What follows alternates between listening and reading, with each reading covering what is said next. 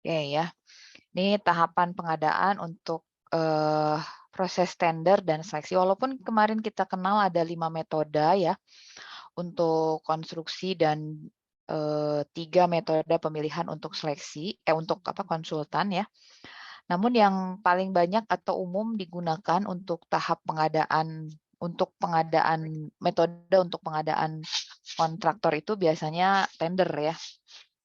Begitupun untuk pengadaan konsultan itu biasanya lebih banyak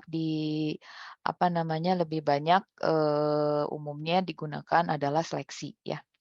Nah, ini kemarin ya kita sudah di sini sudah ya. Jadi ada 5 untuk metode pemilihan kontraktor ya, purchasing, pengadaan langsung, penunjukan langsung, tender cepat, tender ya. Kemudian metode pemilihan penyedia jasa konsultansi, ini ada seleksi, pengadaan langsung, dan penunjukan langsung. Ya, Anda juga sudah tahu perbedaannya apa ya, masing-masing metode ini ya. Nah, kemudian kita masuk ke e-purchasing. Ya, ini metode untuk e-purchasing ya. Jadi dimulai karena e-purchasing itu metode pengadaan yang menggunakan e-katalog ya. Jadi tentunya di sana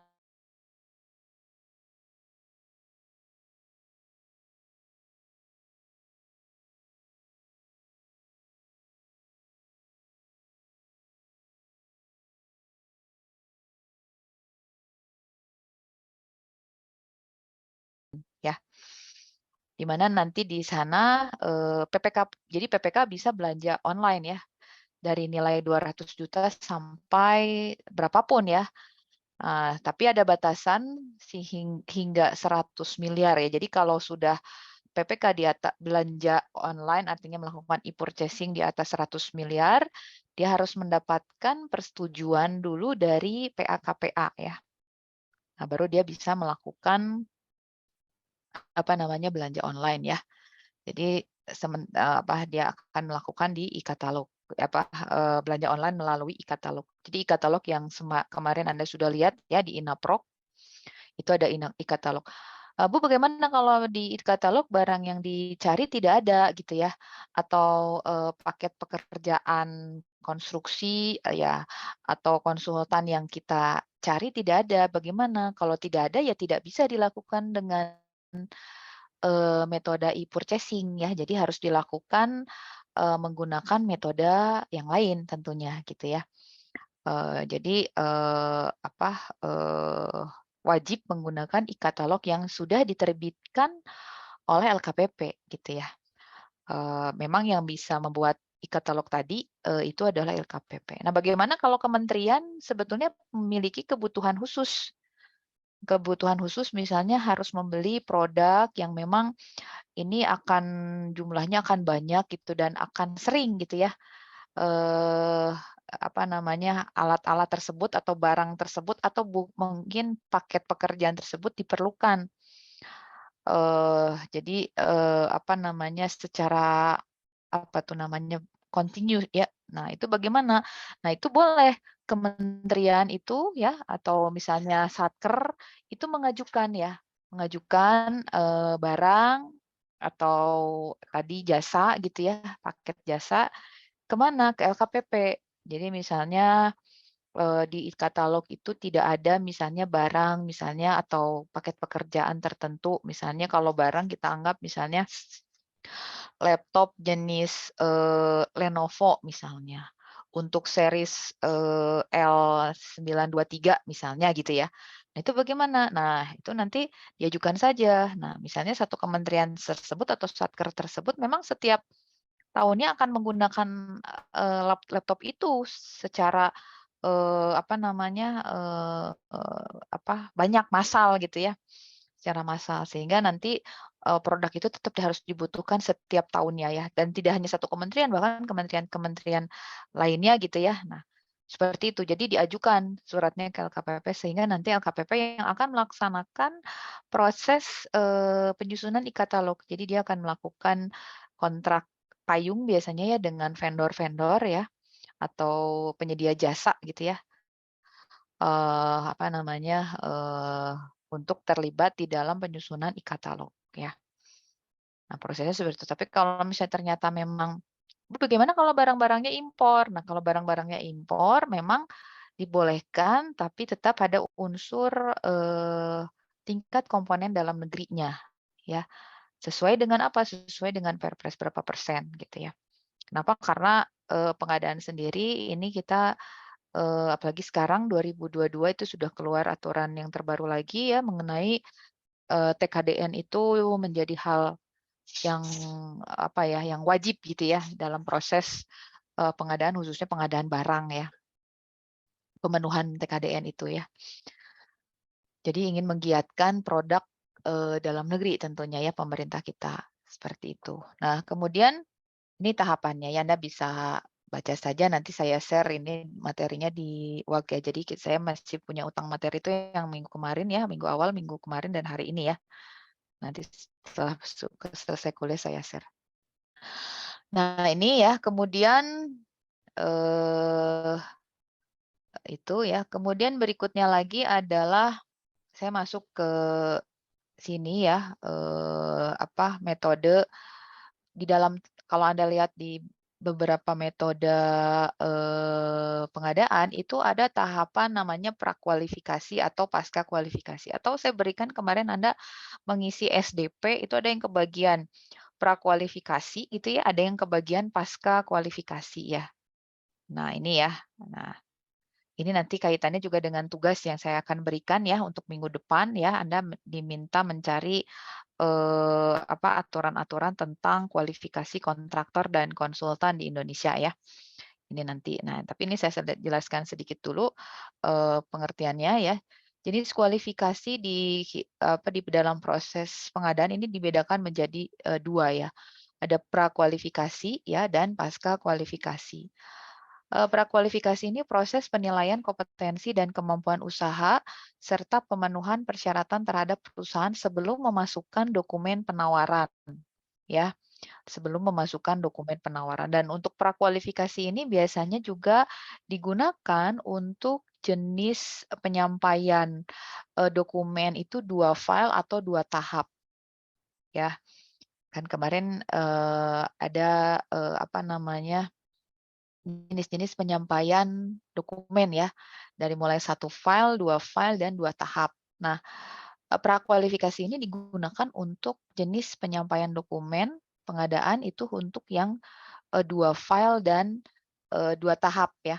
Makanya Anda kalau yang kebagian tugas SDP, kebagian yang 2 file itu Anda lihat ada di situ isian dokumen kualifikasinya itu dipisah dalam bentuk memang 1 file tapi dibentuk apa ya namanya dalam 2 isian gitu ya. Kalau yang kebagian yang 2 file ya, tugas kan macam-macam ya, ada yang kebagian 2 file, ada yang, 1 file ya.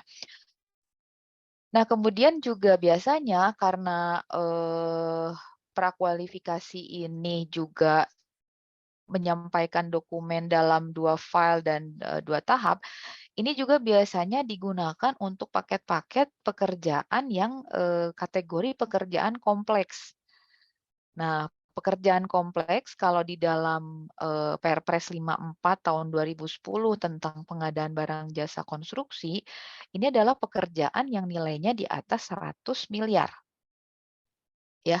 Jadi kalau di dalam Perpres yang sekarang yang 16 2018 itu tidak ada kan pengertian kalau Anda lihat di depannya itu ya yang pasal 1 yang tentang pengertian-pengertian di situ tidak ada pengertian pekerjaan kompleks. Kalau di Perpres lama itu yang 54, di situ disampaikan juga gitu bahwa ada pekerjaan kompleks namanya. Pekerjaan kompleks itu pekerjaan yang, nilai paket pekerjaannya itu minimal 100 miliar. Nah ini proses dokumen, jadi kalau Anda mendapatkan dokumen yang masuk kategori, apa namanya, SDP-nya itu, 2 file ya, atau prakualifikasi itu biasanya kalau masuk ke paket-paket pekerjaan di dalam LPSC, itu biasanya untuk pekerjaan-pekerjaan ya, yang tahun 2000 yang di atas 100 miliar ya. Nah itu. Nah tapi di Perpres nomor 4 kalau tidak salah 2015, memang, paket tender yang dengan prakualifikasi ini tidak saja dibatasi dengan, dengan pekerjaan kompleks. Jadi kalau misalnya Anda cari juga tiba-tiba ada, "Oh ini prakualifikasi tapi nilainya 23 miliar." Nah tinggal dilihat aja tahun tendernya kapan itu. Ya biasanya kalau sebelum tahun 2015 dia biasanya menggunakan, atau dia biasanya menggunakan perpres yang lama kan tentunya sehingga di situ biasanya paket-paket nilainya di atas 100 miliar gitu ya. Kalau yang sini setelah 2015 memang banyak menggunakan pekerjaannya itu, digunakan juga prakualifikasi untuk pekerjaan-pekerjaan yang nilainya, kecil gitu ya. Ya bukan kecil artinya di bawah 100 miliar tadi. Kemudian ada lagi pasca kualifikasi. Nah, kalau pasca kualifikasi ini proses penilaian kompetensi dan kemampuan usaha serta pemenuhan persyaratan terhadap perusahaan setelah pemasukan dokumen penawaran. Makanya ini digunakan untuk satu file ya, penyampaian dokumennya ini. Nah, apa namanya, kenapa kita berbicaranya kualifikasi? Kualifikasi itu kaitannya nanti dengan penyedia jasa. Penyedia jasa itu ada penyedia jasa konstruksi dan konsultansi kan. Nah, kontraktor dan konsultan di negara kita ini memiliki kualifikasinya masing-masing ya. Itu ada sebetulnya nanti di aturannya di LPJK ya. Jadi nanti ya barangkali sekarang Anda posisinya kan udah ada beberapa yang kerja, barangkali sudah punya ada yang berwirausaha, mendirikan konsultan atau kontraktor gitu ya. Nah ini kan nanti, eee, bagi kontraktor konsultan ini mereka memiliki yang namanya SIUJK ya. Nah, surat izin usaha jasa konstruksi. Nah, itu menentukan kualifikasi kontraktor tersebut ya, kecil atau besar, kemudian nanti juga, ada, kode kompetensi perusahaannya ya. Jadi dia bergerak di bidang apa, bidang jalan misalnya atau di bidang kalau kualifikasi tidak di bidang jalan, tapi di bidang sipil ya, bangunan sipil, jadi terbagi menjadi 2, bangunan sipil dan bangunan gedung. Nah, bangunan gedung itu nanti ada bangunan gedung, pendidikan ya, gedung kesehatan ya, gedung hunian, itu macam-macam nanti. Nah, nanti kalau untuk bangunan sipil, nanti itu ada, rumpun jalan ya, kemudian jembatan ya, kemudian ada konstruksi, air ya, artinya bangunan air gitu ya, pelabuhan gitu. Kemudian nanti ada lagi bandara ya, bandara terus, artinya yang masuk kategori bangunan sipil gitu ya. Nah, nanti secara kualifikasinya nanti kalau secara besar kecilnya itu dibedakan menjadi, kecil dan, besar ya. Nah, besar itu dibedakan menjadi 2 ya, eee, menengah ya, dan besar tadi gitu. Nah, kalau kecil itu biasanya, peserta dengan kualifikasi, kontraktor yang kecil ini biasanya akan mengikuti proses tender yang nilainya di bawah 200 juta gitu ya. Kalau untuk kontraktor yang besar ya dan menengah, dia mengikuti tentu tender-tender yang di atas, 200 juta. Nah, tapi besar itu di negara kita dibedakan lagi menjadi menengah dan besar. Kalau menengah itu range-nya ikut tender di antara range HPS-nya 200 sampai 50 miliar. Di atas 50 miliar itu, dilakukan oleh, atau pesertanya itu pasti kualifikasi kontraktor besar. Nah, tahun 2016 kalau tidak salah, 16 itu juga keluar aturan Permen PU bahwa kontraktor BUMN itu hanya boleh ikut tender juga di atas pekerjaan maaf, ikut pekerjaan di atas, 50 miliar ya. Di kategorinya besar. Jadi mungkin karena kontraktor BUMN di negara kita ini, hampir semua ya, atau semuanya itu masuk kategori kualifikasi besar ya, sehingga dia nggak bisa tuh ikut tender untuk proyek-proyek yang nilainya di bawah 50 miliar ya, itu keluar tuh aturan Permen PU-nya di tahun 2016 ya. Saya lupa nomornya, nanti nih kalian yang harus cari ya tugasnya. Kemudian ini ya jenis kualifikasi. Nah ini ya, kemarin kita sudah memasukkan dokumen, ada 1 file ya, 2 file, dan 2 tahap ya. 1 file artinya tadi dokumen penawarannya itu ya, penawaran administratif, teknis, dan harga ya disampaikan secara bersamaan dalam file penawaran ya. Ya karena kita e-prok berarti terenskripsi artinya digabung gitu ya. Nanti saat panitia tender atau Pokja mendownload ya, itu bisa langsung terbuka keseluruhan dalam 1 file. Sementara 2 file dokumen disampaikan dalam 1 file penawaran terenkripsi ya. Jadi yang disampaikan itu administratif dan teknis, serta penawaran harga disampaikan dalam 1 penawaran yang terenkripsi juga gitu. Jadi 2 file gitu ya. Jadi kalau digabung dalam 1 folder itu ada 2 file ya. 1 file untuk penawaran apa namanya administrasi dan teknis, 1 penawaran lainnya adalah untuk penawaran harga atau biaya ya, harga ya. 2 tahap juga sama seperti 2 file, hanya penyampaian waktunya yang berbeda ya, penyampaian waktunya yang berbeda. Kemudian berikutnya lagi, ini tahap kualifikasi ya. Jadi kalau ada metode yang menggunakan tahapan kualifikasi gitu ya, yang mendapat ini kurang lebih tahapannya seperti ini gitu ya. Nah nanti apa kalau Anda lihat di dalam eh, jadwal lelang ya, jadwal tender itu kalau Anda masuk ke LPSC, di situ kan ada tahapannya gitu ya, dari mulai pengumuman sampai pengumuman pemenang ya. Ada dilihat di kanannya itu kan ada waktu mulai dan atau tanggal mulai dan tanggal selesai ya, tanggal dan waktunya. Nah, Bu, kalau bikin jadwal lelang tuh suka-suka ya? Tidak suka-suka ya. Jadi tidak ada tahapan yang itu memang merujuk satu aturan ya. Nah, di dalam Perpres yang 16 2018 itu tidak ada. Adanya di 54 2010 ya. Nah, itu sebetulnya ada di situ tahapan-tahapan yang memang apa namanya harus menyesuaikan tahapan tersebut.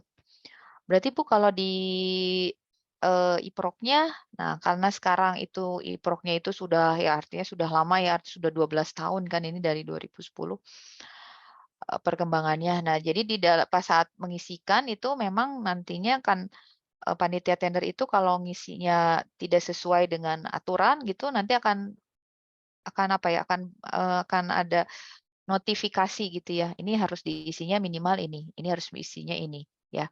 Jadi ada beberapa yang diberikan apa tuh namanya batasan ya. Nah, contoh batasan yang diberikan itu adalah pengumuman ya. Pengumuman itu ada batasannya harus berapa hari gitu ya. Pokja itu mengumumkan ya. Jadi membuat jadwal tender kan kalau Anda lihat di dalam LPS itu kan tiba-tiba udah muncul tuh ya jadwalnya. Nah, sebetulnya untuk panitia tender sendiri itu ada apa namanya ada apa ada ketentuannya untuk mengisikannya. Anda boleh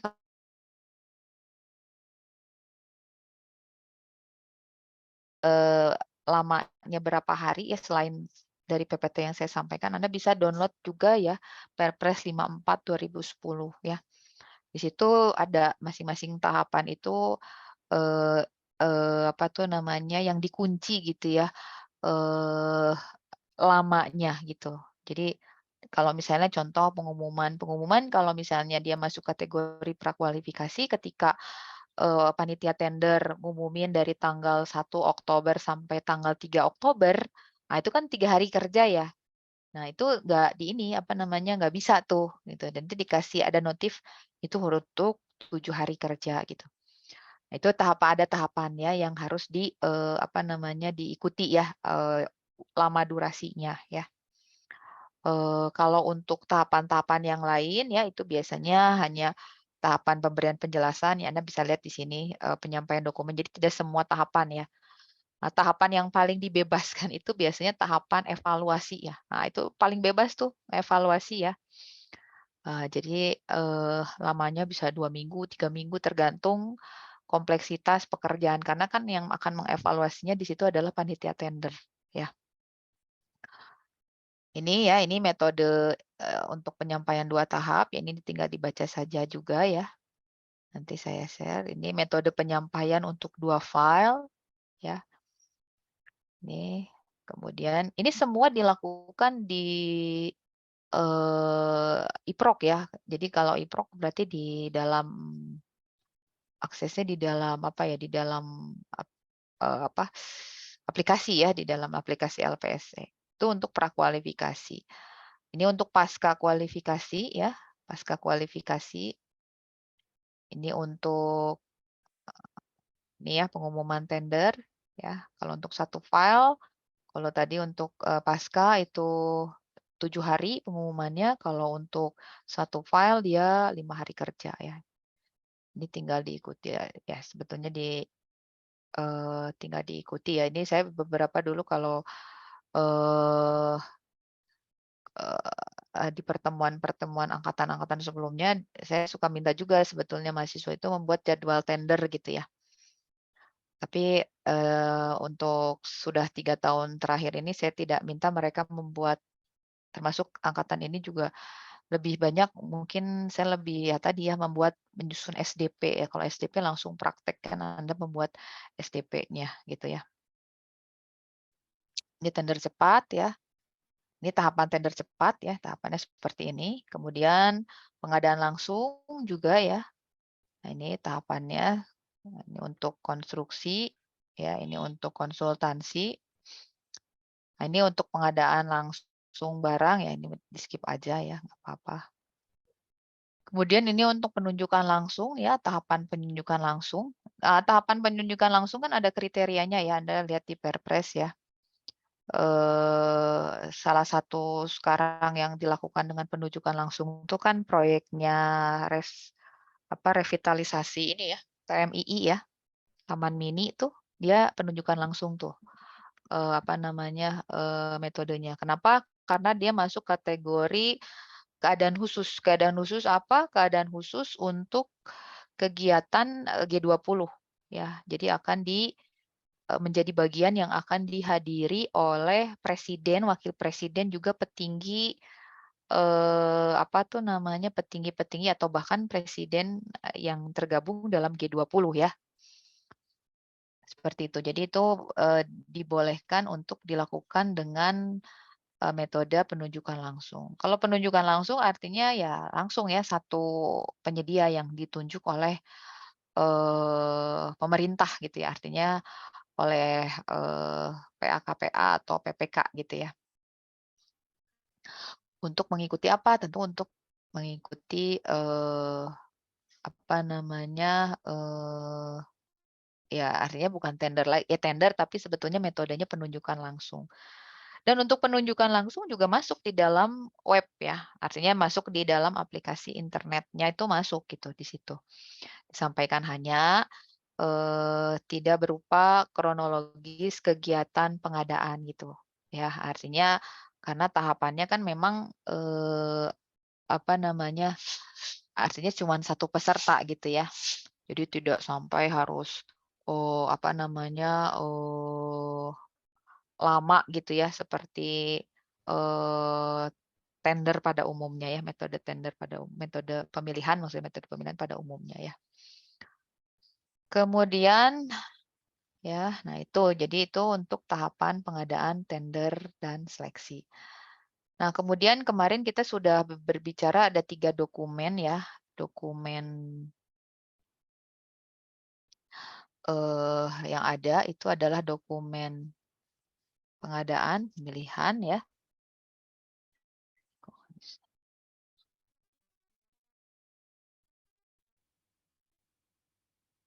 Kita masuk ke dokumen ini ya. Ini kan bagian dari yang Anda kerjakan sebetulnya ya. Nah, ini ada dokumen pengadaan ya, dokumen penawaran ya, kemudian dokumen kontrak gitu ya. Nah, kemudian apa itu dokumen pengadaan? Ya, dokumen pengadaan merupakan dokumen yang digunakan untuk mendapatkan penawaran atau proposal dari calon penyedia barang atau pekerjaan konstruksi atau jasa lainnya yang diperlukan dan diisyaratkan. Ini ditetapkan oleh ULP atau pejabat pengadaan yang memuat informasi dan ketentuan yang harus ditaati oleh para pihak dalam proses pengadaan. Ya. Nah, di dalam dokumen pengadaan ini, di dalamnya juga terdapat kan kemarin Anda terima SDP saja sebetulnya ya. Nah, Anda mengisi SDP. Namun bagian dari dokumen pengadaan ini juga adalah beberapa bagian dari dokumen DED, Detail Engineering Design, yang dihasilkan oleh konsultan ya. Jadi di dalam DED tadi itu ada beberapa yang dimasukkan dalam dokumen pengadaan, yaitu apa saja? Gambar ya, kemudian ya artinya gambar rencana karena dibuatnya oleh konsultan perencana dan spesifikasi teknis ya, juga BOQ. Ya, itu menjadi bagian dalam dokumen pengadaan ya. Nah, dulu Anda waktu kuliah kan memang lebih apa namanya kuliah kan dulu belajar estimasi biaya kan memang untuk menghitung RAB pekerjaan konstruksi ya. Tapi kalau sedikit eee, apa, eee, saya menyampaikan juga kalau untuk konsultan kan pasti juga kalau kita melakukan suatu seleksi, eee, kan ada dokumen pengadaannya juga gitu ya. Nah, dokumen pengadaannya tersebut kan pasti di dalamnya juga ada RAB kan gitu ya. Nah, tapi RAB-nya RAB konsultan kan begitu. Kalau dulu Anda belajar estimasi biaya kan RAB-nya RAB konstruksi, artinya RAB kontraktor ya. Jadi ada keluar tuh di situ dari mulai bagaimana ada WBS-nya, kemudian ada analisa harga satuannya gitu ya. DHS, AHS, HSP kan gitu ya. Artinya semua paket-paket pekerjaan konstruksi gitu. Nah, eh sebelum tahapan perencanaan juga sebetulnya dilakukan yang namanya tahapan pengadaan ya, pengadaan atau pemilihan konsultan ya. Seleksi. Seleksi apa? Seleksi untuk memilih konsultan perencananya, kan begitu. Nah, untuk memilih konsultan perencananya berarti perlu dokumen teknisnya juga. Nah, itu siapa yang membuat? Nah, biasanya itu yang membuat adalah owner, adalah PPK beserta dengan timnya biasanya ya. Artinya PPK, PA, KPA beserta timnya akan membuat apa? Biasanya dia akan membuat TOR, Term of Reference, kerangka acuan kerja. Kemudian dia juga akan membuat juga di situ RAB. RAB-nya RAB apa? RAB konsultan. Ya, kalau RAB konsultan itu isiannya itu dibedakan menjadi biaya personil dan biaya non personil ya. Nah, nanti saya tunjukkanlah kalau kuliah luring ya dokumennya ya. Eh, itu ada gitu. Jadi di situ biaya personil dan non personil. Nah, kalau personil itu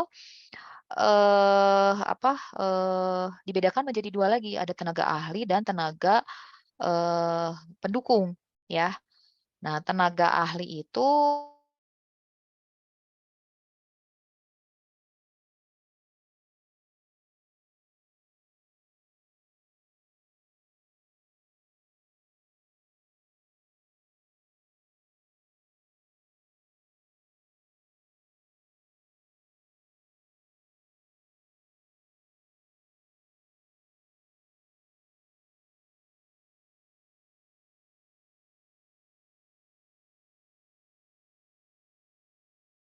kan personilnya gitu ya. Nah, dulu kalau Anda di estimasi kan harga satuan personil tuh kan sumbernya Anda dulu membuat itu kan mengikuti jurnal ya, jurnal harga ya. Ada jurnal harga di situ. Nah, kalau untuk menyusun apa namanya harga personil juga sama ya. Ada jurnal harga, tapi bukan jurnal harga yang Anda cari di situ. Anda bisa masuk ke Logika lagi. apa namanya, masuk ke billing rate ya. Jadi billing rate Masuk cari billing rate Inkindo ya. Anda bisa masuk ke Inkindo ya. Di Inkindo itu nanti dia ada billing rate. Anda boleh download billing rate yang tahun 2021 gitu ya di situ. Nah, di situ ada billing rate-nya untuk tenaga ahli ya. Jadi kalau dia misalnya S1 dengan pengalaman 1 tahun ya, kemudian dia bersertifikat SKA, dia per bulannya berapa puluh juta misalnya gitu ya. Pengalaman 2 tahun juga ada berapa. Nah, itu ke situ. Itu tenaga ahli. Tenaga personil tenaga pendukungnya juga ada di situ. Operator misalnya berapa, drafter berapa per bulannya gitu.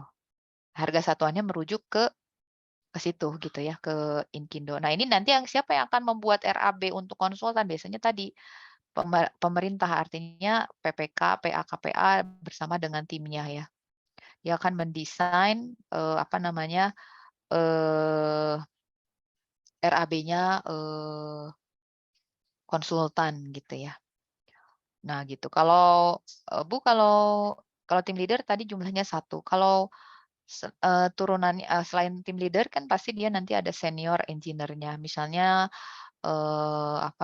senior ahli senior expert ahli apa ya? Expert tuh ahli ya. Jadi senior ahli struktur bangunan gedung misalnya ya. Butuhnya berapa orang? Misalnya karena ini kompleks ya misalnya butuhnya 5 orang. Ditulis saja di situ 5 orang. Nah, tadi kan proyek 12 bulan ya. Nah, pekerjaan struktur itu kan nggak full 12 bulan. Ya, mungkin dari bulan ke-1 gitu sampai bulan ke-6. Ya ditulis saja di situ 6 bulan gitu. Dikali harga satuan personil ahli strukturnya itu mau yang pengalaman berapa tahun gitu ya. Mau 2 tahun, mau 3 tahun, mau 5 tahun. Mau kategori juga dia sertifikasi keahliannya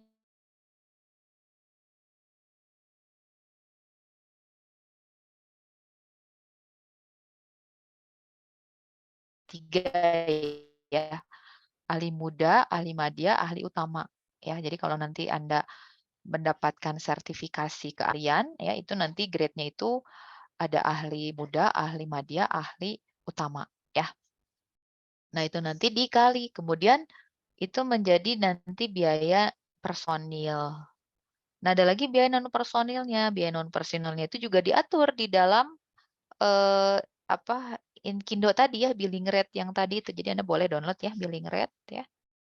Ini saya tidak lihat sih Anda download atau tidak, tapi ya silakan ya. Ini kalau mau tahu gitu ya, silakan masuk ke Inkindo, itu Anda bisa download. Di situ Anda lihat, oh ini ada gitu ya.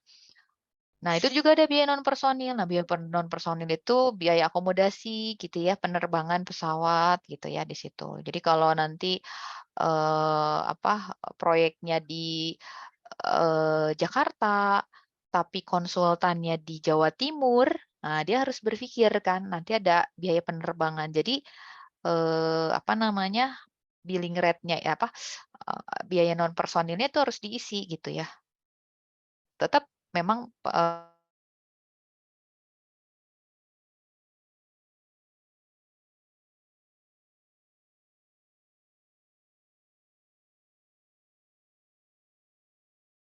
personilnya itu juga nanti penawaran juga dari si konsultan yang ikut tendernya. Untuk biaya non personilnya juga ya, untuk biaya personilnya juga kalau Anda lihat di billing rate ya, di situ dibedakan juga daerahnya ya. Jadi kalau di situ dibedakan, kemudian dibedakan halaman berapa ya? Saya lupa kemarin itu halaman 23 atau halaman 13 14 ya. Kalau nggak 13 14 itu halaman 23 24 ya, yang tabel tentang billing rate-nya gitu ya untuk tenaga personilnya. Nah, itu di situ Anda lihat di situ ada 2 halaman itu, yang halaman 1 itu untuk paket tender yang NCB ya, yang 14-nya itu kalau nggak salah ya halaman berikutnya itu untuk yang ICB. ICB itu ya artinya si paket tendernya memang dilaksanakan dengan tender internasional gitu. Ya di situ. Nah, Kemudian di halaman berikutnya lagi, di halaman berapa saya lupa, itu di situ juga disampaikan juga, provinsinya. Ya, jadi, besarannya nanti disampaikan. Jadi kalau untuk tabel tersebut itu indeksnya 1 karena Jakarta. Tapi kalau misalnya nanti penawarnya dari, Bandung gitu ya, dikali indeksnya. Indeksnya 0, berapa ya, 0,89 kalau tidak salah ya, lebih rendah lah dari 1. Ya di situ dikalikan indeksnya, ya. Jadi sama kayak jurnal, harga material ya. Kalau jurnal harga material kan Anda lihat di situ ada harga semen kalau di Bandung dengan di Sulawesi itu kan berbeda ya, ada jurnalnya tuh dibagi-bagi per provinsi gitu. Nah, kalau ini cuman indeksnya aja, nanti tinggal dikalikan indeks, pengali daerahnya atau provinsinya gitu ya. Nah itu ya, jadi, supaya Anda punya gambaran tuh kalau konsultan, walaupun ini bukan kan DKKPJ itu konstruksi ya, tapi saya hanya ingin share informasi juga gitu ya, sedikit gimana sih kalau kita bikin, pengadaan untuk konsultan gitu ya, barangkali nanti Anda kan kita nggak tahu ya, barangkali Anda di sini nanti ada yang lulus kerjanya di PU gitu ya, atau sekarang udah ada yang kerja di PU juga gitu ya barangkali. Nah ini kan nanti kalau mendesain untuk konsultan itu seperti itu ya, untuk paket tender konsultan. Baik konsultan perencana ataupun konsultan, MK atau, pengawas. Nah, kalau konsultan pengawas itu biasanya, proses pemilihannya tuh biasanya dilakukan bersamaan tuh dengan, konstruksinya gitu, ya. Jadi kalaupun jeda waktu, tapi nggak terlalu gitu, ya. Sehingga apa, nanti sehingga, sebelum kontraktornya ada gitu pemenang, konsultan pengawas juga sudah ada, siapa nih pemenangnya gitu. Ya, karena kan konsultan pengawas nanti dia akan bertugasnya di tahapan pelaksanaan konstruksi ya. Nah, itu untuk dokumen pengadaan. Nah, ini jenis, dokumen pengadaan terbagi menjadi 2, dokumen pemilihan ya dan dokumen kualifikasinya. Ini isi dokumen pemilihan ya, dari mulai bab 1 Anda sudah mengerjakan ini barangkali kan ya, sudah mulai ada bab 1 tentang pengumuman pelelangan ya. Bab 2, nah ini kan pengumuman pengelelangan kan Anda makanya cari dulu paketnya ya, kemudian Anda, tempel-tempel aja gitu ya di dalam dokumen tadi, ambil tangkapan layarnya gitu ya.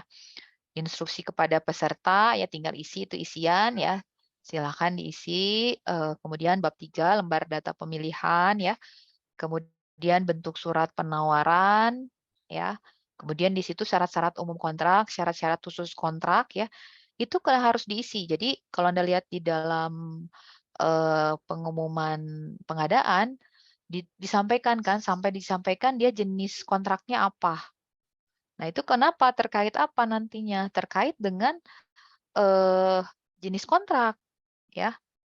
Nah jenis kontrak ya nanti ini belajarnya nanti di materi kontrak ya, tapi saya sedikit singgung. Ada nanti jenis-jenis kontraknya. Kemarin kan memang Anda sudah lihat beberapa di dalam Perpres ya, Perpres juga kan mengatur jenis-jenis kontrak. Untuk konstruksi ada jenis kontrak lamsam gitu ya, kemudian harga satuan, gabungan, ya. Nah, ada perbedaan kan lamsam dengan harga satuan. Nah, lamsam itu digunakan untuk, pekerjaan yang biasanya volumenya itu sudah tepat gitu, ya sudah tepat. Sementara harga satuan itu, masih bolehlah gitu ya, belum tepat gitu, artinya volume pekerjaannya ya. Ini nanti sebetulnya di di materi kontrak, tapi saya ikut singgung sedikit. Artinya apa? Artinya misalnya untuk pekerjaan struktur bawah, misalnya pekerjaan tiang pancang.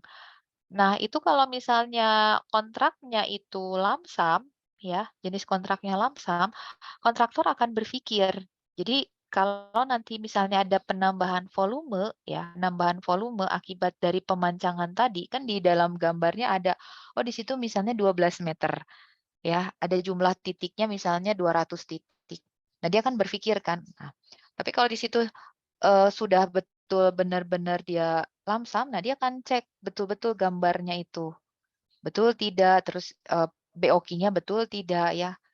Nah, kenapa? Karena nanti kalau misalnya nanti di lapangan terjadi perubahan, katakanlah ada beberapa titik yang menjadi 15 meter, 3 meternya itu adalah menjadi tanggungannya si kontraktor. Ya, tidak bisa dimintai gitu kompensasi terhadap 3 meternya tadi. Tapi kalau misalnya dia jenisnya harga satuan, nah itu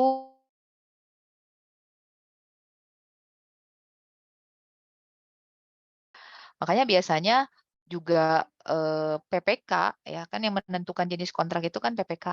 PPK itu akan apa namanya akan menyusun itu biasanya akan memberikan jenis kontrak untuk struktur bawah itu biasanya masuk kategori apa namanya jenis kontraknya unit price atau harga satuan. Tapi kalau udah struktur atas biasanya PPK akan membuat itu masuk kategori jenis kontraknya apa namanya lump sum. Sehingga kalau misalnya nanti itu bangunan katakanlah 7 lantai ya, bangunan gedung 7 lantai, 5 lantai atas, 2 basement misalnya kan itu struktur bawah. Itu biasanya nanti dibuatnya jadi gabungan ya. Gabungan. Nah, ini perlu dituliskan di situ. Jadi termasuk metode evaluasinya ya. Metode evaluasinya pakai apa nih? Pakai kualitas atau sistem gugur atau apa gitu ya. Itu disampaikan. Kenapa? Ya harus transparan kan supaya kontraktor yang mendaftar itu tahu oh nanti ini gitu. Jadi dia tahu apa namanya gambaran eh apa namanya ketika dia menawar ya suatu tender, kemudian nanti konsekuensinya jika dia menang gitu juga dia kan tahu seperti apa gitu ya. Gitu. Kemudian ini ada lagi berikutnya lagi bab 9 ini daftar kuantitas dan harga, personil, peralatan utama dan metode pelaksanaan ya. Kemudian bab 10 tentang bentuk-bentuk jaminan ya. Nanti ada jaminan apa saja gitu ya. Ini isian dokumen kualifikasi ya, ini yang diisi oleh si calon penawar ya, oleh kontraktor, oleh konsultan ya. Jadi Anda kalau di situ mah ya apa namanya mencoba menelaah aja gitu. Oh ini dokumennya seperti ini gitu ya. Nanti itu akan diisi oleh kontraktor ya, oleh bidernya ya, oleh penawar ya. Nah ini ya bab 1 pengumuman pelelangan gitu ya. Ini kan kurang lebih isian dari SDP ya. Ada isi aja ini kan. Nah, ini bentuk surat penawaran ya, kop perusahaan gitu kan. Nah, ini Anda tinggal dilihat oh ini tuh begini gitu. Nah, nanti barangkali posisi Anda saat ini mungkin nggak jadi apa penyusun SDP mungkin saja Anda jadi kontraktor nih saat ini atau konsultan diminta membuat dokumen penawaran gitu kan Anda bisa tahu nih sekarang oh ini paket untuk ini paket pemerintah nih, tapi ya nanti Anda udah tahu nih celahnya. Kan ini beberapa mahasiswa di sini kan banyak yang sedang kerja juga gitu ya. Ini nanti kalau Anda udah di posisi seperti ini udah bisa nih bikin membantu perusahaan Anda bikin dokumen penawaran nih kalau Anda sekarang posisinya sebagai kontraktor atau konsultan. Nah, ini ya. Kemudian ini ya juga ya. Ini ya. Ini surat perjanjian ya, ini pekerjaan konstruksi nanti diisi untuk kontrak harga satuan ya, ini bentuk surat perjanjiannya. Nah, jadi ini juga sama nanti tapi saya singgung sedikit. Jadi begitu Anda mendengar kata dokumen kontrak ya, dokumen kontrak itu bukan hanya apa namanya surat perjanjian ini gitu ya. Ini bagian dari dokumen kontrak. Di dalam dokumen kontrak kan isiannya dokumennya banyak gitu ya. Tidak hanya ini, ada gambar, ada RKS ya. Kalau dokumen kontrak konstruksi itu isinya banyak. Nah, salah satu bagiannya itu adalah surat perjanjian ini, di mana surat perjanjian ini harus memuat pasal-pasal nantinya ya. Nanti itu belajarnya setelah UTS ya. Nah, ini jaminan penawaran ya bentuknya seperti ini. Ini juga tinggal diisi ya Anda ini saya sambil menjelaskan sedikit tugasnya Anda gitu ya, SDP. Nah, ini kan ada SDP ya. Ada template-nya masing-masing. Kemarin yang saya share itu untuk SDP-nya konstruksi ya. SDP-nya konsultansi dan barang itu ada lagi gitu ya. Nah, ini Nah, itu dokumen pengadaan. Dokumen penawaran. Apa dokumen penawaran? Ya, dokumen penawaran adalah dokumen yang disampaikan oleh penyedia barang atau jasa sebagai pemenuhan persyaratan sebagaimana diterapkan dalam dokumen pengadaan atas suatu kegiatan pemilihan penyedia barang atau jasa. Ya, ini si dokumen penawaran ya. Ada surat penawaran ya, ada jaminan penawaran asli ya. Kemudian ada ini jaminan ya, jaminan penawaran asli itu harus ada, nanti ini kaitannya dengan jaminan dan asuransi ya. Itu ada beberapa jaminan, ada jenis-jenis jaminan ya. Salah satunya jaminan penawaran ya. Kemudian rincian harga penawaran ya. Surat kuasa ya. Ini surat kuasa diperlukan jika yang menandatangani penawaran itu bukan direkturnya biasanya ya. Ya, ini surat kuasa ya.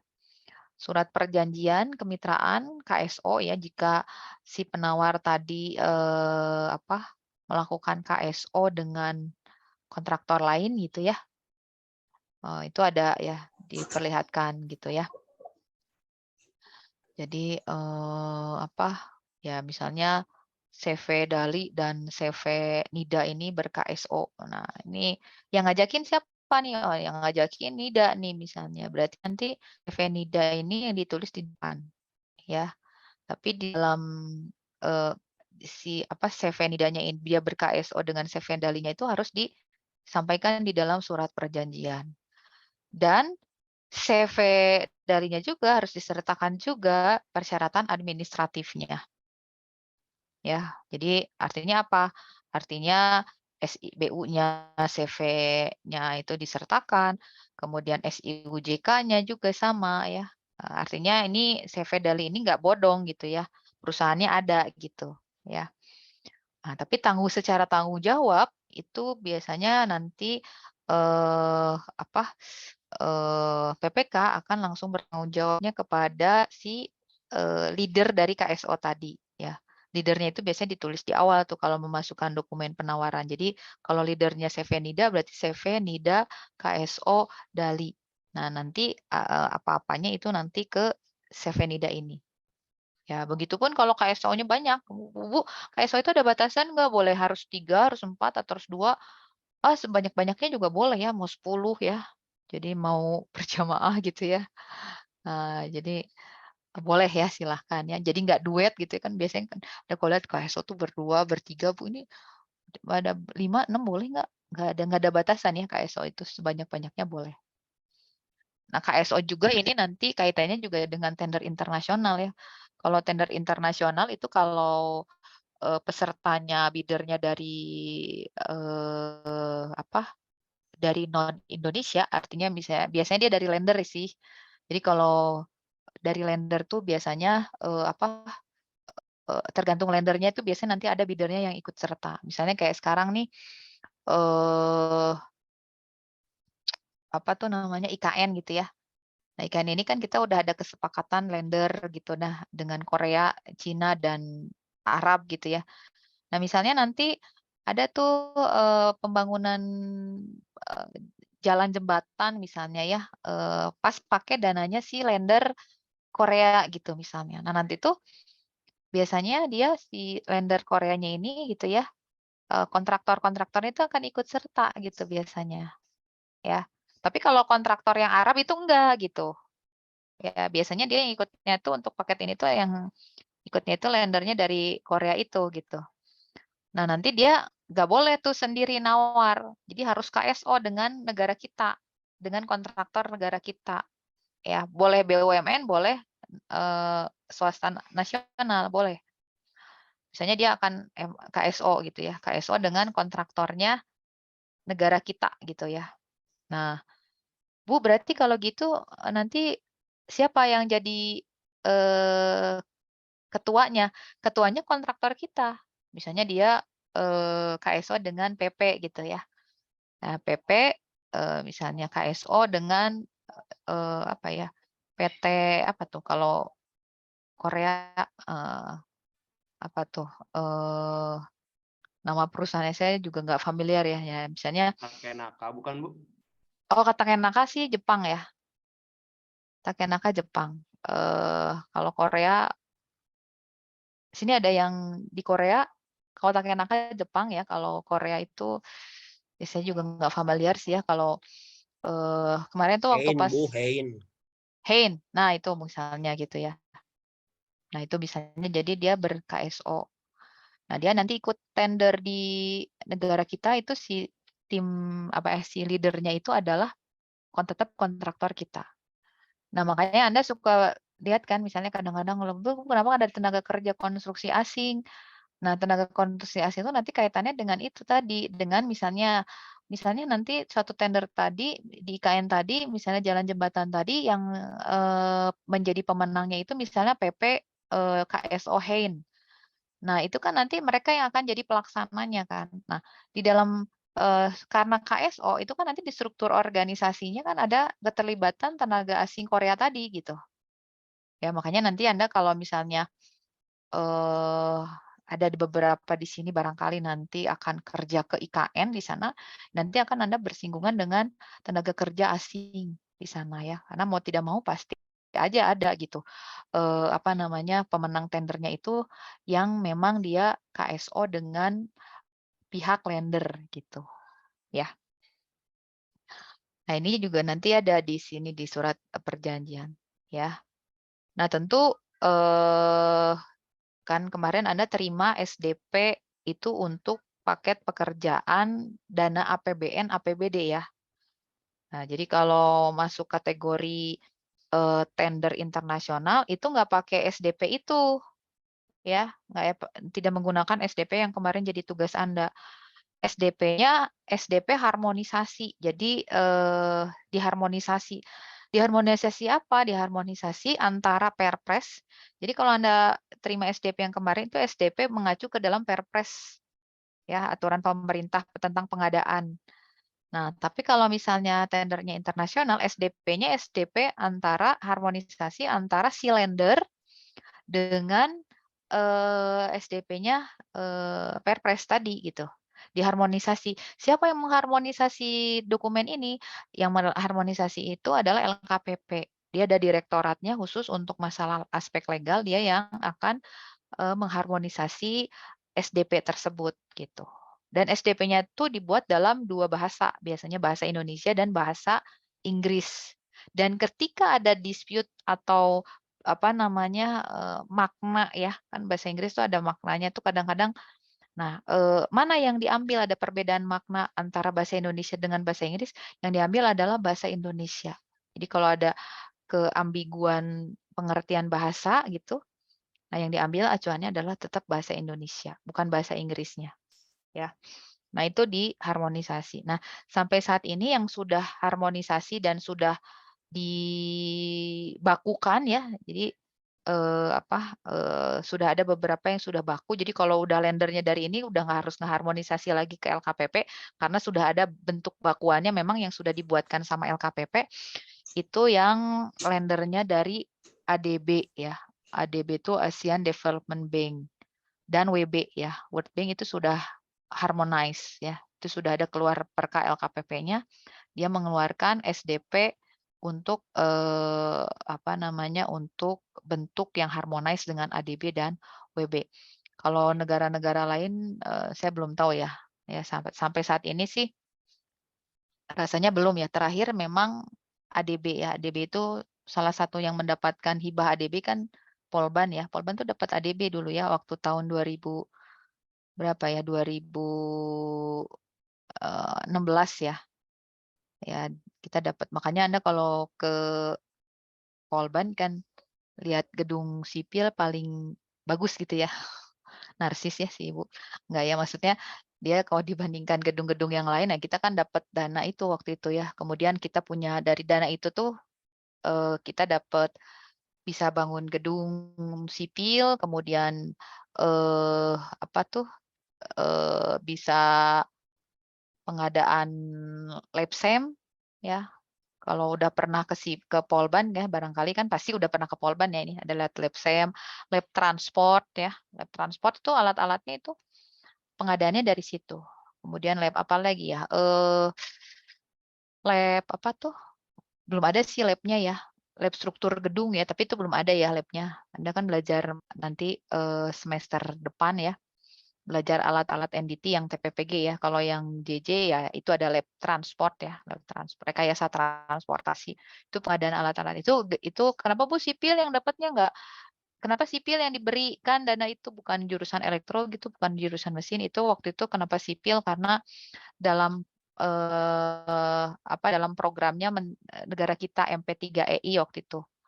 Jadi politeknik se-Indonesia, ada beberapa politeknik ya. Di sini kalau ada yang dari Politeknik Bali ya itu juga dapat bantuan waktu itu.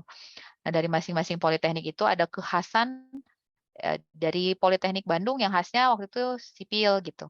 Dari Politeknik Bali waktu itu yang khasnya prodi wisata. Jadi masing-masing ada ininya gitu. Waktu itu programnya Pak 2016 2014 ya, Mak. Programnya Pak SBY ya. Nah, itu ya. Itu apa namanya? Jadi SDP-nya kalau proyek-proyek yang lender itu tidak yang saya berikan waktu itu ya. Kalau yang WB saya ada ya DB sama WB saya ada kalau barangkali nanti Anda mau, tapi itu saya nggak berikan di WAG ya. Jadi silakan aja nanti kalau misalnya Anda sedang terlibat ya barangkali suatu saat itu boleh ya. Walaupun saya pengajar Anda sekarang, tapi nanti kalau misalnya 3 tahun lagi, 5 tahun lagi Anda perlu sesuatu yang memang kaitannya dengan materi saya, boleh ya, silakan ya. Tidak harus ini, boleh Anda menghubungi saya ya. Baik, Bu. Barangkali ada yang bisa saya bantu, itu aja sih, itu. Ya tentu terkait materi ini ya, jangan kalau Anda nanya rekayasa kegempaan jangan sama saya ya. Salah tanya ya kalau ke saya ya, salah alamat kalau itu ya.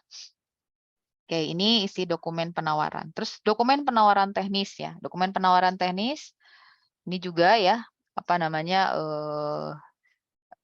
ya menjadi isian yang harus diisi oleh bidder ya, artinya oleh penawar gitu ya.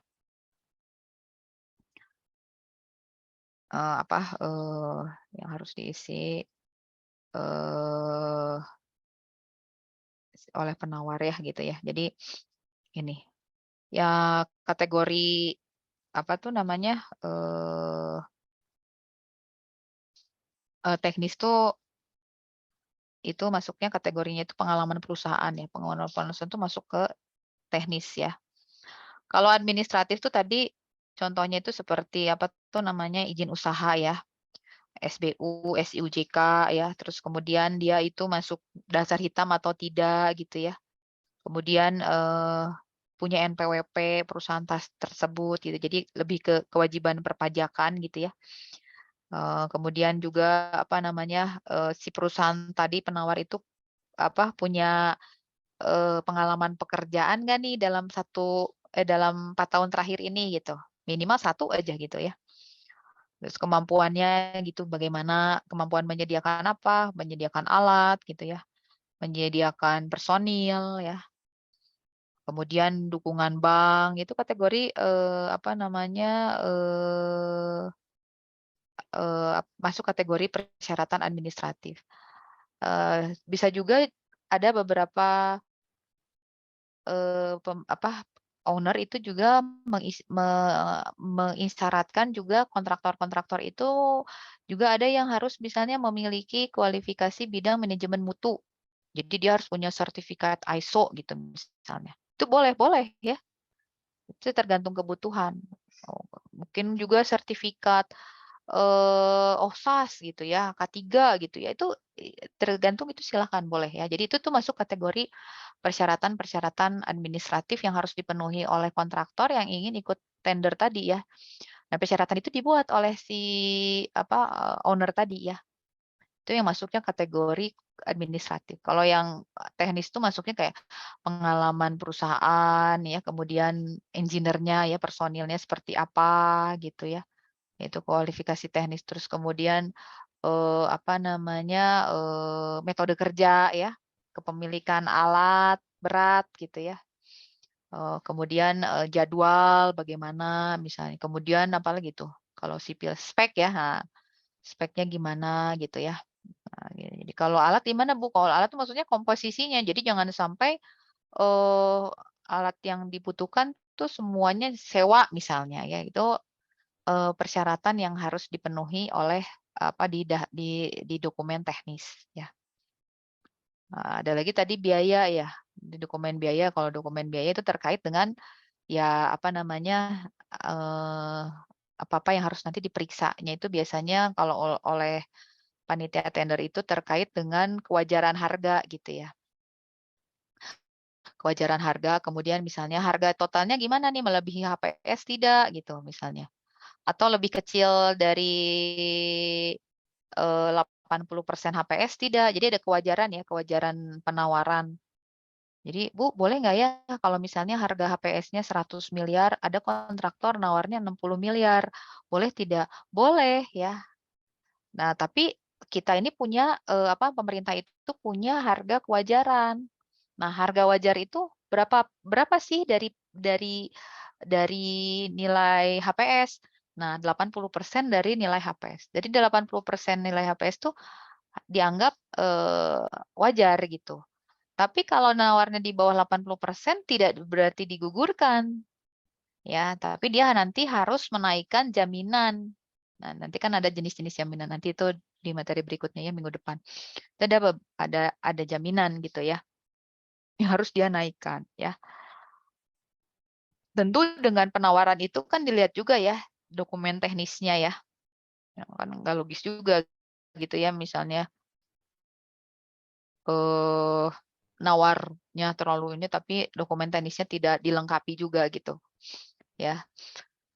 Nah, itu kemudian apalagi ya, harga kewajaran, kemudian penulisan harga ya. Penulisan harganya itu kan, kemudian nanti tuh kan sama si panitia tender itu dilakukan koreksi aritmatik gitu ya. Koreksi aritmatik itu perkalian antara BQ dengan HSP. Jadi kalau di Excel kan Anda bikin dulu waktu estimasi biaya kan bikinnya tugasnya pakai Excel RAB. Nah, itu double klik gitu kan kelihatan ya perkaliannya. Nah, itu nanti dilakukan tuh koreksi aritmatik ya. Termasuk juga nanti ada harga timpang. Ya, harga timpang itu apa? Harga timpang itu harga satuan yang ditawarkan oleh si kontraktor itu melebihi 110 dari harga dasar yang ada di tangan PPK gitu, di tangan owner ya. Di tangan owner itu masuk kategori harga timpang. Contoh misalnya di dalam dokumen pengadaan ini kan dalamnya kan tadi saya sampaikan ada BOQ ya. Nah, sebetulnya template RAB-nya diunggah gitu ya, tapi si harga satuannya itu ditutup gitu ya. Harga satuan DHS, dulu kan Anda belajar estimasi ada DHS ya. Nah, DHS itu juga ditutup, nggak ada harganya, tapi si template-nya ya, si template itu artinya tabelnya diberikan gitu. Diunggah, biasanya kita mengunggah itu PPK itu panitia tender itu dia akan mengunggah satu file RAB gitu, tapi RAB-nya itu yang hanya ada daftar pekerjaan sama BOQ aja. Bill of Quantity artinya daftar volume pekerjaan. Si DHS, si AHSP-nya gitu ya, si harga-harganya tuh hilang. Ya, karena kan itu nanti yang harus ditawar gitu ya. Oleh siapa? Oleh kontraktor. Nah, itu dihilangkan gitu. Oleh siapa? Oleh PPK tadi. Jadi PPK kan terima RAB yang udah diisi itu kan dari konsultan perencana ya. Nah, konsultan perencana itu kan di dalam DHS itu kan dia akan membuat daftar harga ya. Daftar harganya kan pasti yang diacu adalah jurnal. Jadi kalau konsultan perencana membuat RAB itu DHS-nya itu bersumber kepada jurnal. Kepada jurnal, kalau tidak ada di jurnal berarti harga pasaran yang diambil dari beberapa supplier kemudian dirata sama si konsultan perencana. Nah, kemudian misalnya dapat dari jurnal. Nah, harga semen di jurnal itu satu saknya misalnya 45.000 gitu. Ya. Nah, tapi ketika jadi dokumen pengadaan kan 45.000-nya itu nggak ditunjukkan ya. Nah, kemudian artinya tapi sebagai panitia tender itu punya data itu 45.000 itu. ya. Nah, nanti ketika disandingkan, dicek dengan RAB-nya gitu ya, ternyata penawar ini menawarnya itu 60.000 untuk harga semen, ya. Harusnya kan 110% dari 45.000 itu kan kurang lebih 49.500 ya. Nah, kurang lebih gitu ya. Ini 60.000 itu berarti harga timpang. Ya, nawarnya terlalu tinggi itu. Berarti itu si kontraktor tuh nawarnya nggak ngikutin pasaran. Bu, berarti nanti itu gugur? Nggak gugur juga, belum ya, tidak gugur. Tapi nanti akan dievaluasi oleh si panitia tender, dikoreksi gitu. Ini ada harga timpang. Nanti ada beberapa harga yang nanti timpang, yang kemudian nanti pada saat kalau dia dinyatakan sebagai pemenang, nanti itu diklarifikasi ya, diklarifikasi banyak ketentuan harga timpang ya. Nah itu ya, kemudian apalagi nih, ini formulir rekapitulasi perhitungan TKDN ya, ini tingkat komponen dalam negeri. Rasanya kalau konstruksi jalan jembatan hampir kecuali menggunakan baja barangkali ya, ini rata-rata menggunakan produknya negara kita gitu ya. Kalau gedung sih biasanya gedung tuh yang agak ini sekarang TKDN tuh lift ya. Lift itu kan, tingkat komponen dalam negerinya, supplier-nya itu supplier materialnya itu banyak tuh yang tingkat TKDN-nya tidak terpenuhi gitu ya. Jadi banyak unsurnya, material pendukung si lift itu bukan dari Indonesia. Nah ini jadi, eee, ini lebih lebih banyak gitu ya di pekerjaan tadi ya, kalau jalan jembatan relatif tingkat TKDN-nya ya kan, hampir, rata-rata menggunakan, produk kecuali yang mungkin menggunakan baja ya, bajanya yang desain khusus, ya itu mungkin saja sih barangkali ya, tapi kalau standarnya sih, biasanya ini terpenuhi ya, terpenuhi. Kalau gedung sih biasanya yang agak ini, apalagi kalau dia bangunan tinggi ya, masuk kategori gedung tinggi, itu banyak komponen-komponen elektrikal, mekanikal elektrikal itu yang memang PKDN untuk Indonesianya belum bisa dipenuhi gitu ya. Sehingga, eee, ya harus harus dicari ya tentunya ya. Kemarin juga waktu, Polban kan bikin ini ya, di gedung direktorat pakai lift. Kemarin ngajuin liftnya apa gitu mereknya ya, saya lupa. Nah, terus dicek ternyata TKDN-nya tidak memenuhi. Kemudian akhirnya diganti yang memenuhi ternyata yang memenuhi aturan TKDN ini lift-nya itu Mitsubishi ya, jenis Mitsubishi. Nah, itu ya, kemudian ini tahapan penyusunan dokumen penawaran ya. Tahapannya ini tentu tahapan ini siapa nanti yang akan membuat? Tentu adalah kontraktor atau calon bidder atau konsultan ya. Dia akan mempelajari rencana kerja, RKS ya, terus mengikuti kegiatan pemberian penjelasan ya atau unwizing ya. Kan di tahapan tadi ada unwizing. Unwizing itu juga boleh menanyakan tidak hanya administratif ya, tapi teknis juga. Karena biasanya di dalam proses unwizing itu PPK itu akan mengundang konsultan perencananya ya. Ini ya, kemudian ini ya ya tinggal dibaca juga ini ya. Kemudian nanti kalau Anda jadi tim penyusun dokumen penawaran, nah ini nanti Anda lakukan harus seperti ini nih ya. Nah, itu ya. Kemudian ini bentuk dokumen penawarannya gitu ya. Ini surat penawaran, ini kalau ini badan usaha ya. Kalau ini perorangan ya. Jadi penyedianya perorangan gitu ya, bukan badan usaha. Ini juga ya bentuk surat kuasa. Ini dari SDP ya, fakta integritas ya. Apa sih fakta integritas? Nah, coba saya tanya deh di kelas ini. Fakta integritas apa? Apa itu fakta integritas?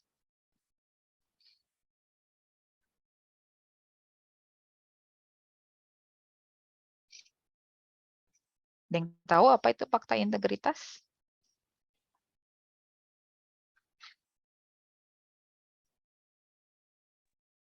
Ya perjanjian gitu kan. Perjanjian gimana? Perjanjian antara dua pihak gitu. Dua pihak pemegang. Antara dua pihak. Terkait masalah, kalau lihat bentuknya,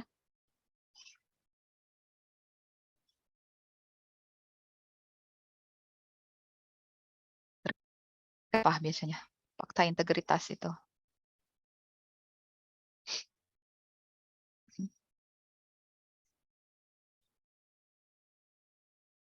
Surat pernyataan yang dapat dijadikan sebagai pertanggungjawaban. Sebagai pertanggungjawaban untuk, kalau lihat ini nih bentuknya nih, biasanya terkait tentang apa? Apabila terjadi penyimpangan gitu. Terjadi penyimpangan gitu ya. Ya kalau Anda lihat di sini, ya jadi betul ya kurang lebih. Ini kan kalau Anda lihat di sini, ini fakta integritas ya. Jadi fakta integritas itu berupa pernyataan ya. Pernyataan komitmen. Artinya komitmen dari kedua belah pihak. Tentunya kalau di sini fakta integritasnya fakta integritas dari si penyedia ya. Dari si penyedia. Artinya dia berkomitmen ya. Berkomitmen. Karena kan kalau panitia tender itu disumpahnya itu ketika mendapatkan SKA. Ya, jadi dia ada apa namanya? Dia tidak akan melakukan tidak akan melakukan bentuk-bentuk penyimpangan dan akan melaksanakan pekerjaannya sesuai dengan aturan hukum ya, sesuai aturan hukum misalnya ya, panitia tender ya sebagai panitia tender dia melaksanakan pekerjaannya. Nah, itu untuk pengguna jasanya. Tapi kalau untuk penyedia jasanya itu dibuktikan dalam apa? Dalam bentuk fakta integritas. Ini fakta integritas ini lebih kepada penyedia jasa. Jadi dia akan melakukan komitmen ya, komitmen terhadap apa? Terhadap proses pelaksanaan pengadaan ini secara bertanggung jawab dan akan meninggalkan unsur-unsur apa di sini kalau Anda lihat unsur-unsur KKN ya. Jadi akan bersih, sanggup bersih gitu ya dari apa dia dari segala praktik-praktik korupsi, nepotisme ya dan lain sebagainya. Ya itu fakta integritas ya. Bentuk kecurangan lah kalau dibentuk di pengadaan ya kecurangannya ya dalam bentuk apa namanya dalam bentuk tadi ya KKN itu ya. Makanya Anda kalau tugas akhir, Anda kalau tugas akhir itu kan di dalam dokumen itu disuruh membuat surat pernyataan. Itu surat pernyataan itu kan namanya fakta integritas. Fakta itu kan pernyataan.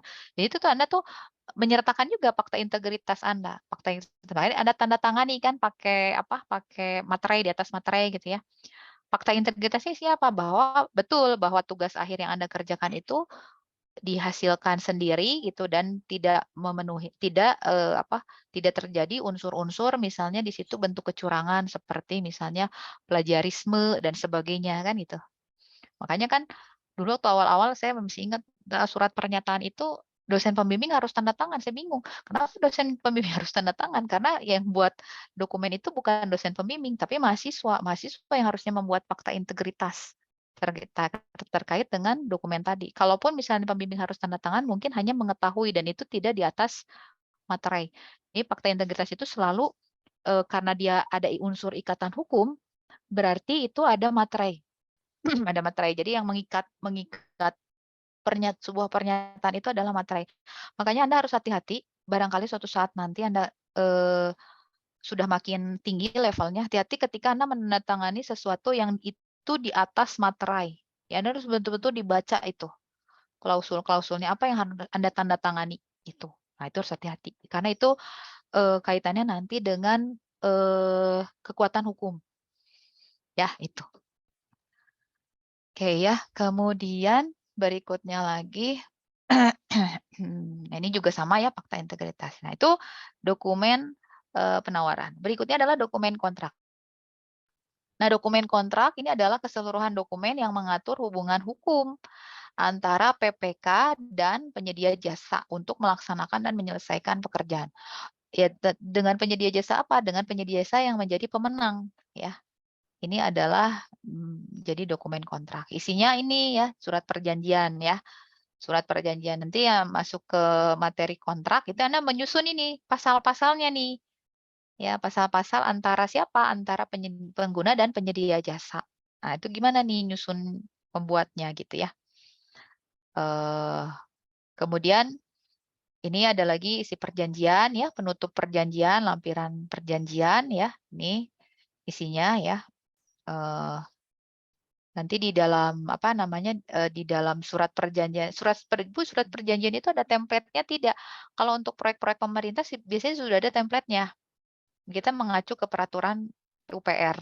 Sudah ada template-nya. Itu template yang apa namanya yang minimal gitu ya.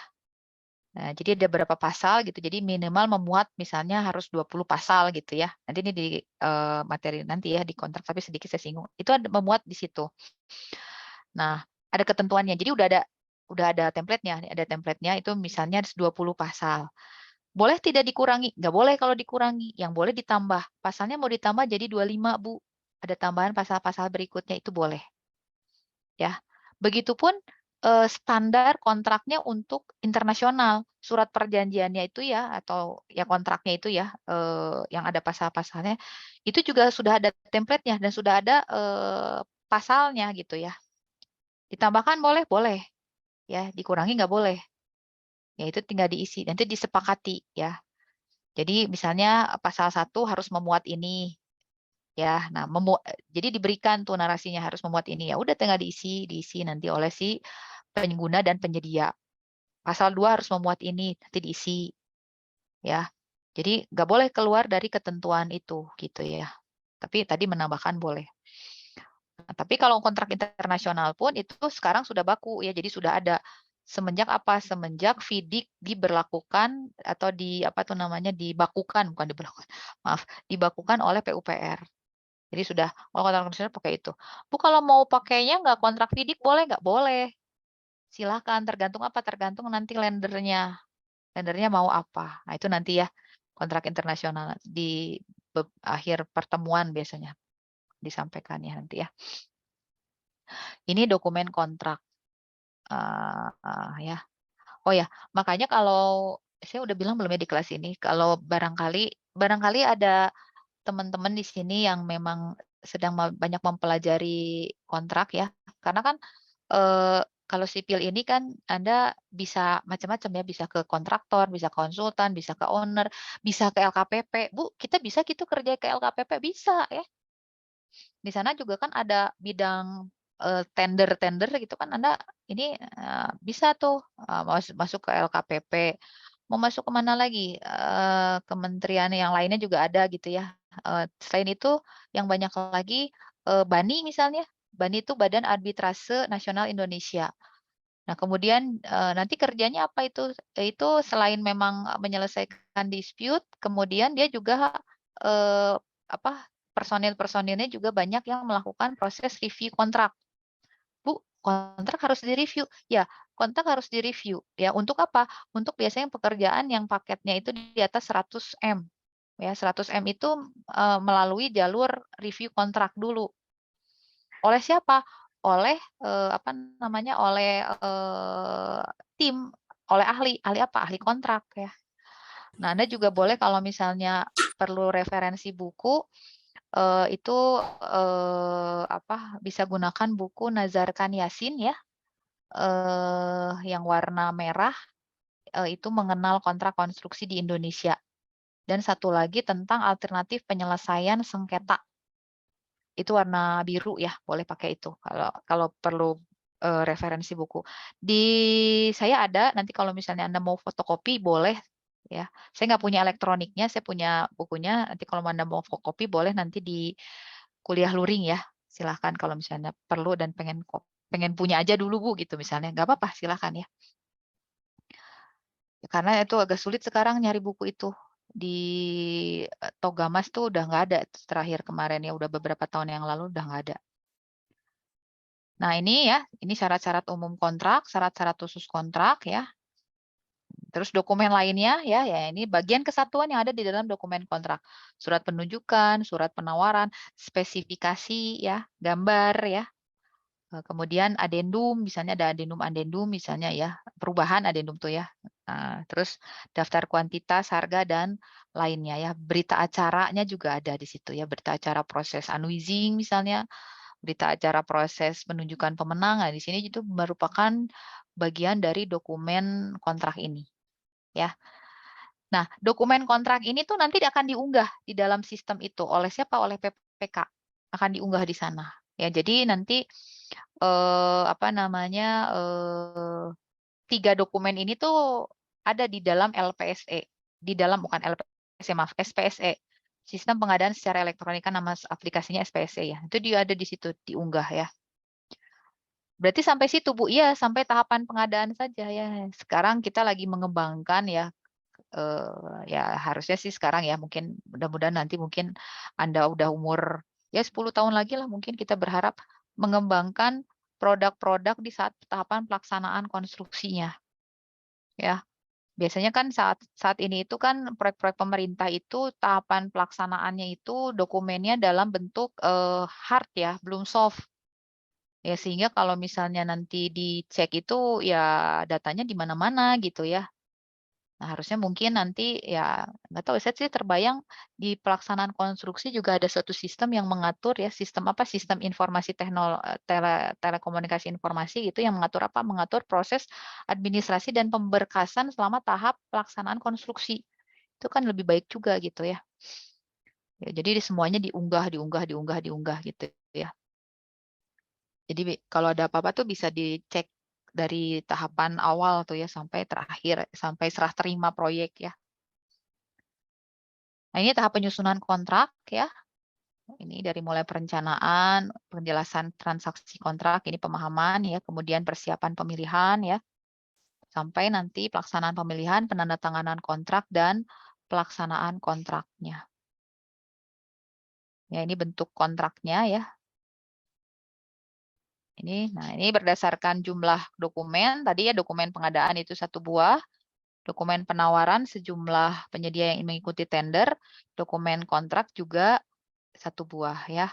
Berdasarkan masa berlaku, dokumen pengadaan ini berlaku dari pengumuman hingga pengumuman pemenang, ya pengumuman tender, maksudnya pengumuman tender hingga pengumuman pemenang tender. Dokumen penawaran itu dari upload dokumen penawaran hingga penandatanganan kontrak. Dan terakhir adalah dokumen kontrak dari penandatanganan kontrak hingga serah terima kedua, ya. Serah terima, karena ada serah terima pertama dan serah terima kedua, ya. Nanti itu di tahapan kontrak, ya. Ini kesimpulan, ini pengertian saja, ya. Apa perbedaan 3 dokumen tadi. Kemudian secara isi, dokumen tadi berisi apa saja. Kemudian yang menyusun dokumen ini siapa saja, ya. Bu, itu yang pihak pembuat kenapa LKPP? Artinya sebetulnya bukan LKPP saja, di sini ada ULP gitu ya, atau panitia tender. Maksudnya pihak yang pembuat ini yang membuat dokumen SDP-nya ya, SDP-nya itu LKPP ya. Ini banyaknya dokumen, kemudian masa berlaku tadi, kemudian persamaannya ya ketiga dokumen tadi itu istilahnya kurang lebih sama ya, tapi ada beberapa bab-bab yang berbeda, itu aja sih sebetulnya ya. Jadi kalau Anda sekarang mau mengisi dokumen pemilihan SDP itu nanti akan berlanjut. Kalau penawaran ya kurang lebih itu juga gitu. Kontrak ya itu juga, itu bagian-bagiannya ya. Kalau untuk gambar Anda kan bagian gambar udah pernah kuliah dulu dengan gambar teknik. Spek juga Anda udah belajar dulu di metode pelaksanaan konstruksi gitu ya. Kemudian kalau RAB ya dulu Anda pernah belajar estimasi biaya gitu ya. Nah itu ya. Kemudian apa lagi ya? Stop share. Sampai sini ada yang ditanyakan terlebih dahulu? Silahkan kalau mau ada yang ditanyakan. Bu, Ya, izin silahkan bertanya Iqmal. terkait tugas besar, Bu. Oh iya, silahkan Iqmal. Kan saya kebagiannya tuh yang file F ya, metode tender pasca kualifikasi 2 file, harga terendah, ambang batas, kontrak lamsam, PK. Saya udah coba nyari di LPSE Bu, tapi nggak ada metode tender yang seperti itu, Bu. Anda udah kunjungi LPSE apa aja? Baru PUPR sih. PUPR terus? Iya, baru PUPR yang konstruksi itu. Oh ya, Mm-mm. coba cari juga di LPSE Pemprov atau juga cari di LPSE Pemkot. Pemkot tuh pemerintah kota dan pemerintah provinsi ya. Coba cari di situ.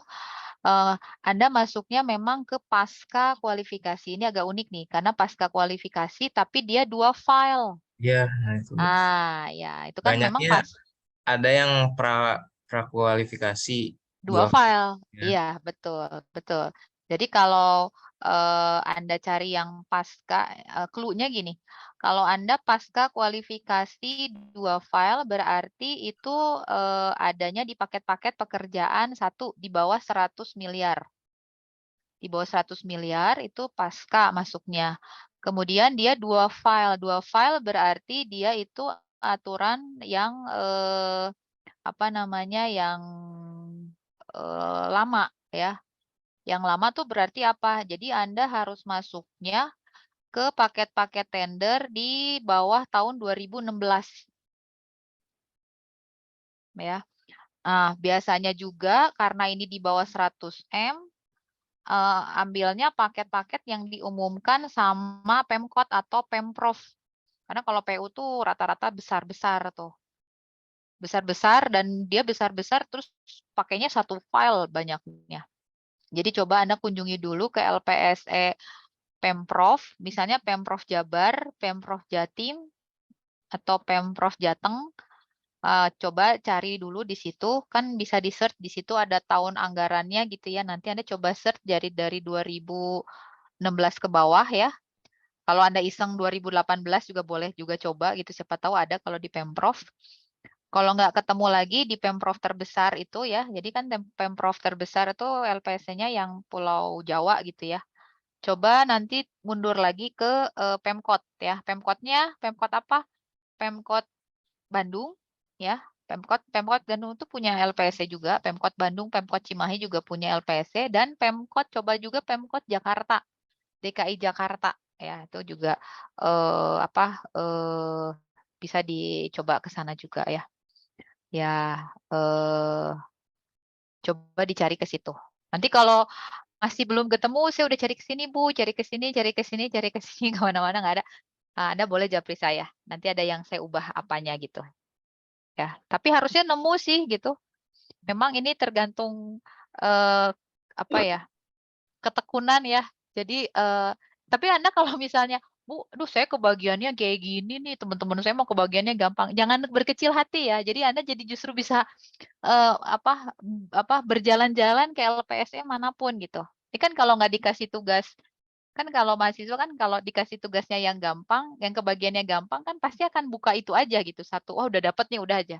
Nah kalau Iqmal berarti harus jalan-jalan dulu ke LPSE ya, nggak apa-apa ya. Jadi biar Ya, Bu. gitu ya. Jangan kecil hati gitu ya. Oh saya kebagiannya susah nih Enggak, gitu Bu. ya. Enggak ya, Enggak. enggak ya.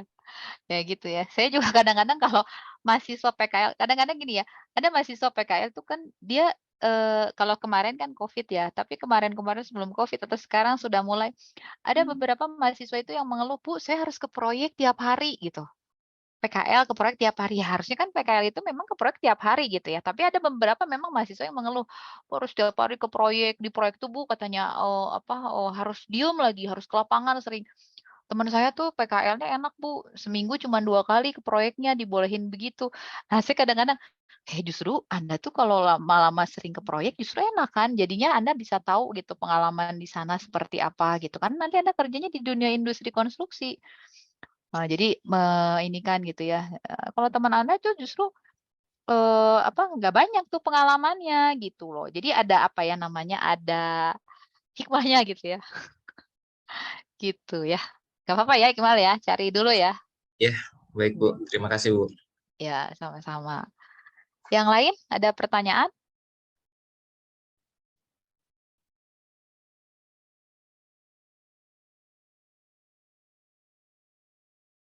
Lain lagi nggak ada? Belum? Oke ya. Yang bertanya, Bu. Oh ya, Bu, silakan. mau nanya, Bu. Ya, silakan Dali. Untuk tugas besarnya Bu, itu Mm-mm. kan disediakan ada 2 file, yaitu ada file SDP sama file lampirannya. Itu maksud file lampirannya itu bagaimana Bu? Lampirannya itu kan Anda itu posisinya sekarang membuat SDP ya. Nah, kalau membuat SDP itu kan berarti Anda tinggal isian. Nah, tapi Anda juga coba membayangkan nanti Anda akan membuat dokumen penawaran.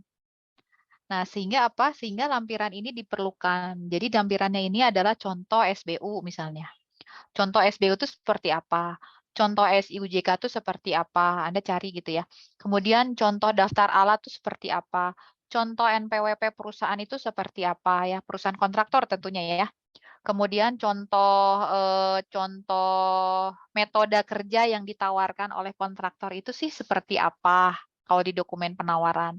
Kemudian selain juga misalnya jadwal tender ya itu aja Anda masukkan gitu ya. Tapi itu kan sisi panitia tender gitu. Itu juga boleh dimasukkan di dalam lampiran.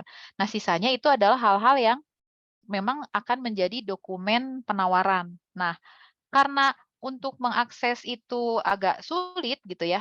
Kan kalau di dalam tampilan LPST itu kan Anda hanya bisa dapat oh ini tendernya ini, tendernya ini, tendernya ini. Katakanlah itu SIUJK-nya untuk pekerjaan konstruksi jembatan gitu ya. Nah, Anda nggak punya tuh. Boleh nggak yang lain? Boleh nggak apa-apa. Yang penting Anda tuh tahu contoh SIUJK tuh seperti apa. Jadi Anda harus kenal sama produk-produk produk-produk administrasi kontrak gitu ya. Nah, itu tuh bagian-bagian yang ada di dalam administrasi kontrak. Supaya apa? Supaya nanti Anda kalau posisinya sebagai kontraktor, Anda tahu, oh ini. Kalau konsultan juga tahu, kalau owner juga tahu gitu ya. Nah, jadi seperti itu. Jadi boleh, makanya di situ lampirannya itu boleh tidak yang punya paket yang Anda bikin SDP-nya. Jadi boleh aja cari aja di internet gitu banyak ya. Oh kayak gini SUJK tuh gitu. Jadi terus Anda lihat di SUJK tuh ada apa gitu. Jadi Anda bisa mempelajari sendiri tuh. Oh di SUJK tuh Bu ada bener Bu ada kualifikasi badan usahanya. Kemudian ternyata betul Bu ada bidang spesialisasi usahanya. Yang Ibu sampaikan ternyata ada gedung pendidikan tuh bener Bu di sini tuh ternyata kontraktor ini ada BG03 misalnya. Oh, dia tercatat tuh di sini. Kemudian Anda lihat lagi misalnya di situ ada masa kadaluarsanya gitu ya.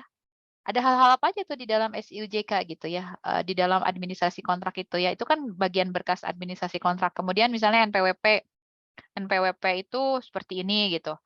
Ya, mungkin saya nggak tahu di kelas ini rata-rata udah punya NPWP belum ya. Tapi kalau nanti Anda kalau sudah ada bekerja itu biasanya harus punya tuh NPWP. NPWP itu ada dua, ada NPWP sendiri perseorangan, ada NPWP perusahaan. Nanti Anda lihat, oh gini Bu kalau NPWP perusahaan itu. Terus Anda lihat lagi ada neraca perusahaan, ya, neraca perusahaan kontraktor ya tentunya. Oh gini, neraca perusahaan kontraktor tuh gini Bu, ada ini, ada ini, ada ini. Jadi belajar sendiri gitu ya. Jadi nanti Anda bisa, oh lihat ini, ada ini. Jadi itu silakan Anda cari sebanyak mungkin. Kemudian juga kayak metode konstruksi untuk dokumen penawaran tuh kayak apa sih contohnya? Bentuknya kayak gini, gini, gini. Nah, barangkali nanti Anda lulus dari sini ada yang di tim penyusun penawaran misalnya ya. Karena kan di kontraktor juga nanti ada tim-timnya gitu ya. Ya, mungkin sekarang Anda posisinya di pelaksana tuh di lapangan, barangkali nanti suatu saat gitu harus berurusan juga gitu ya dengan ini, apalagi kalau Anda udah level di struktur organisasi yang atas-atas itu kan memang eh, akan berhubungan juga ya dengan aspek legalnya gitu, aspek legal dokumennya gitu. Nah, kurang lebih seperti itu. Jadi silakan di ini saya tidak batasi gitu ya. Kalau ada mahasiswa ini tergantung Anda aja gitu. Kalau Anda pengen tahu segalanya ya silakan ya cari gitu di internet. Ini kalau metode ini metode makanya saya di situ tulisannya bisa ini koma dan lain-lain ya. Silakan sebanyak-banyaknya Anda gali aja.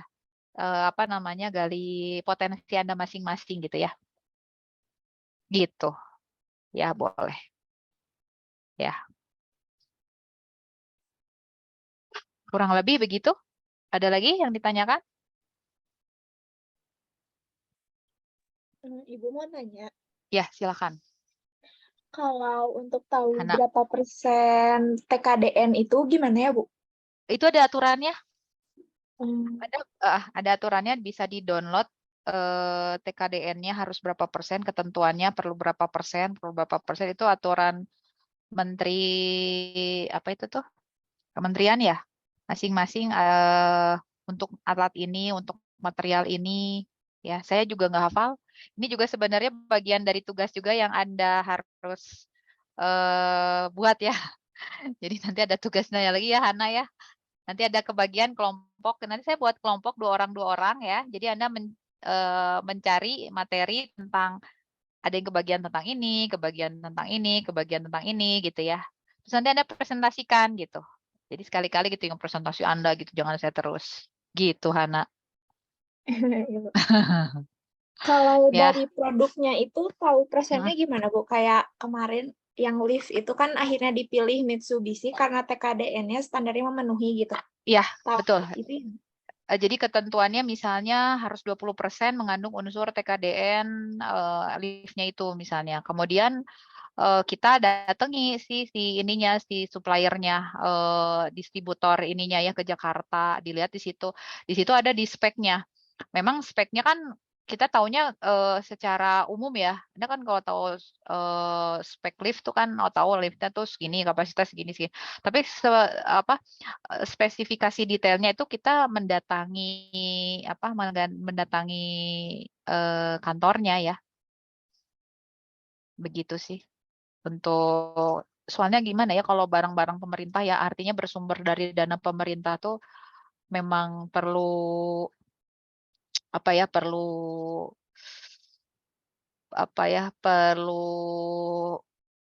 gimana ya kalau saya bilang ya. Kalau barang pemerintah tuh kan rentan kalau segala sesuatu yang bersumber dari pendapatannya, dari uangnya pemerintah itu eh, bentuk hukumnya itu ketat ya. Saya sampaikan hukum ketatnya itu nggak hukum dunia aja, tapi akhiratnya juga gitu ya. Jadi kalau saya tuh kadang-kadang juga ya, ini Anda juga ya, ini kan mahasiswa sipil semua gitu ya. Kalau apalagi Anda udah belajar pengadaan juga gitu ya. Kan kadang kalau misalnya kita ada demo ya, Anda kalau lihat demo tuh ya kadang-kadang banyak orang yang merusak taman ya, banyak yang merusak halte bis, dirusak gitu ya. Yang sederhana kemarin lah ajalah Stadion Kanjuruhan gitu, dirusak gitu ya. Di sini dirusak, di situ dirusak. Itu artinya kan fasilitas publik ya. Fasilitas publik itu kalau Anda tahu itu dia dapatnya kan dari proses pengadaan. Anda kan tahu sekarang ya proses pengadaan di situ. Uangnya uang siapa? Uang negara. Uang negara itu sumbernya dari siapa? Dari rakyat ya. Di situ ada pajak dan sebagainya gitu ya. Nah, ketika itu tidak dimanfaatkan dengan baik, kemudian kalau Anda lihat demo tuh kadang-kadang saya sih ya gitu ya. Mudah-mudahan Anda juga bisa peka juga. Suka kadang-kadang aduh ngapain sih sayang gitu. Orang kayak nggak ada kerjaan gitu ya. Maksudnya merusak. Kenapa sih harus dirusak gitu? Itu fasilitas publik gitu. Yang dimana uangnya itu kadang-kadang kalau berpikir waktu pas ada kejadian yang demo di Jakarta itu kan miliaran ya kalau Anda ingat tuh. Berapa miliar, 10 miliar apa pokoknya hampir ya miliaran lah itu. Itu kalau kita pikir itu dibeliin nasi bungkus tuh berapa penduduk yang bisa diberi gitu ya. BLT, Anda kalau tahu BLT itu kan 300.000 ya per bulan gitu ya. Ya, itu juga kan sebetulnya uang pemerintah. Dan itu artinya seperti itu gitu ya. Ini saya cerita ini aja sih. Nah, ini terkait sama kalau terkait sama pembelian barang untuk pemerintah gitu, produk pemerintah itu memang ada ketetapannya gitu ya, ada unsur hukum. Nah, nanti kalau misalnya tidak sesuai itu nanti auditnya itu akan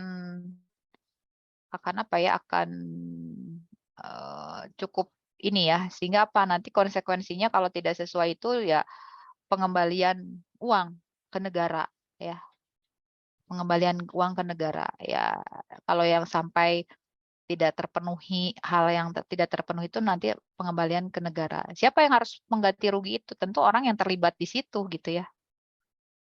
Ya, terlibat di situ. Misalnya posisinya udah tahu nih TKDN nih sekian, ini sekian, sekian, sekian.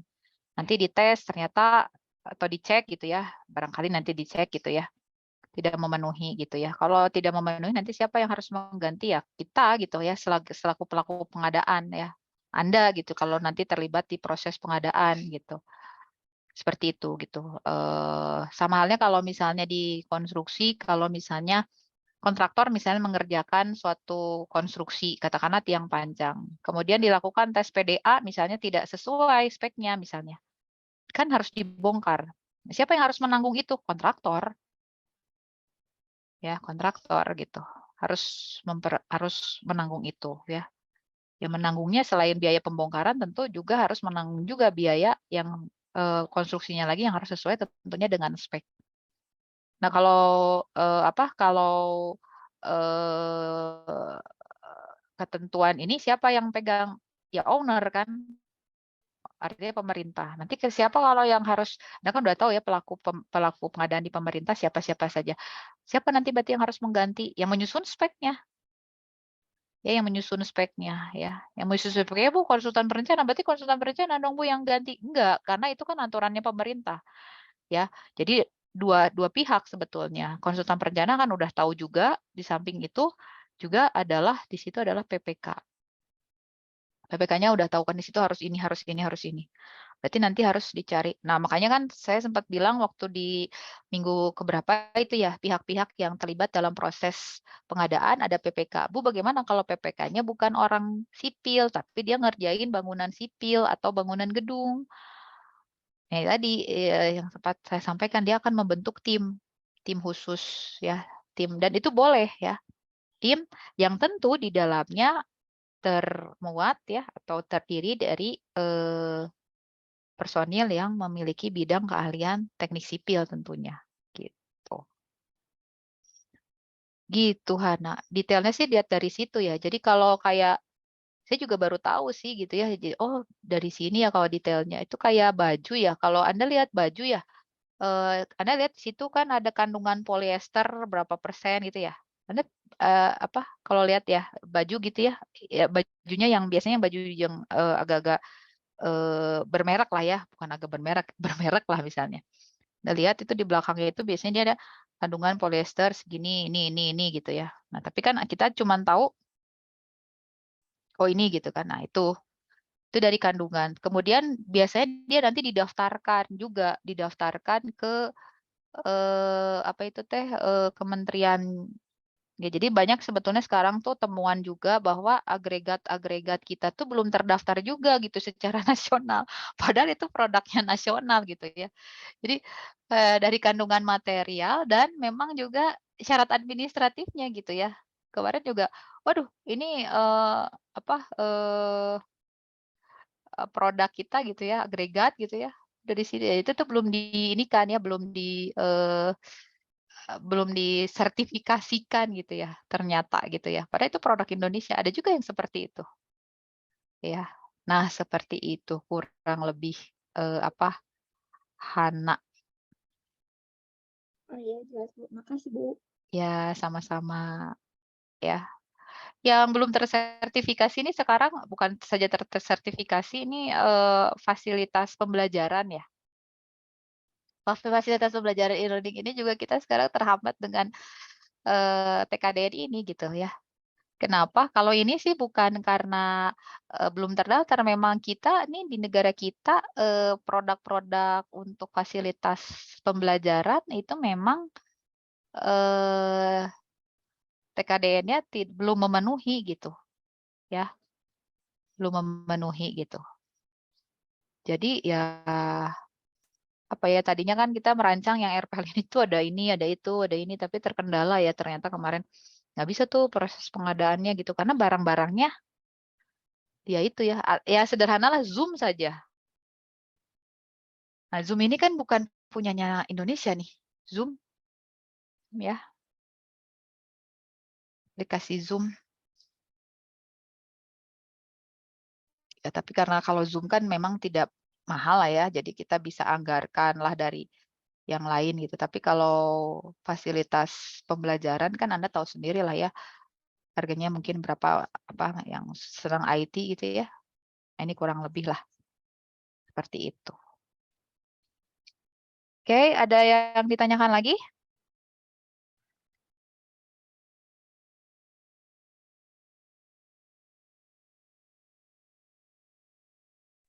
Cukup, Bu. Cukup ya. Oke, baik. Kita minggu depan masuk ke evaluasi penawaran, jaminan, dan asuransi ya. Jadi silakan bagi Anda ingin mempelajari dulu apa itu evaluasi penawaran dan jaminan serta asuransi. Oke, baik. Terima kasih. Seperti biasa, fotografer kita bisa tolong diambil dulu tangkapan layarnya.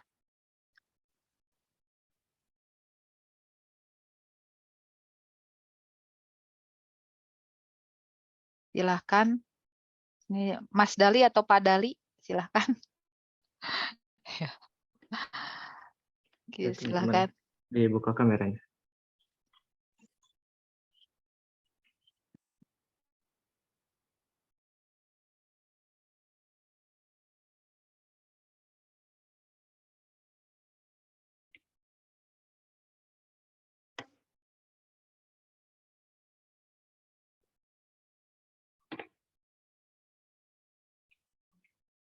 Oke, untuk slide pertama. 3, 2, 1. Slide kedua. 3, 2, 1. Slide ketiga. 3, 2, 1. Oke, sudah, Bu. Oke, baik. Terima kasih, Dali.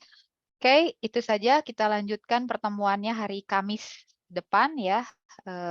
Salam sehat selalu untuk Anda semua. Terima kasih sekali lagi. Assalamualaikum warahmatullahi wabarakatuh. Waalaikumsalam. Terima kasih banyak. Sama-sama. Terima kasih, Bu. Saya izin end meeting for all ya. Ya, Bu.